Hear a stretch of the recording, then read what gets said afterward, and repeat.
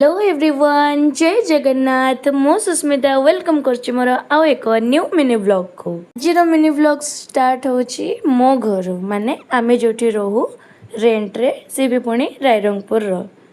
तो एठी मो मोर बेड सजाड़ देइथिली, तापरे मो झियो को मु टिके खुआपिया कर दे कि चली जाइथिली मोर किछि ब्रेकफास्ट तैयारी करबा पई। आ ब्रेकफास्ट आज बनैथिली चूड़ा संतुला एंड एठी देखो मो झियो एठी कोउथरे बसिकी खेलुची।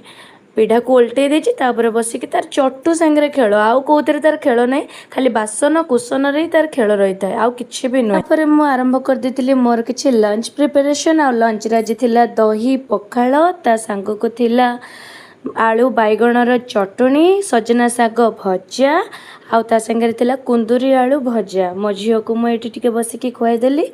जो भाया गरम होची तापई दही पखाळठू आउ शांति किछि भी खाद्य नै आजिका टाइम रे।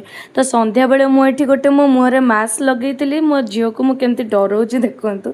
यार शॉर्ट्स भी मु पकेइ देछि, चाहिले आपण मो यूट्यूब आउ इंस्टा रे सबुथिरे देखि परिबे। संध्या बेले एठी बहुत जोरे वर्षा आसी हेतला। आउ राति रे मु बनैतिली मोर एठी सोया चंक्स रो गोटे सलाड। मो वीडियो भलो लागुतिले लाइक शेयर सब्सक्राइब करे को जमार भी भूलिबेनी।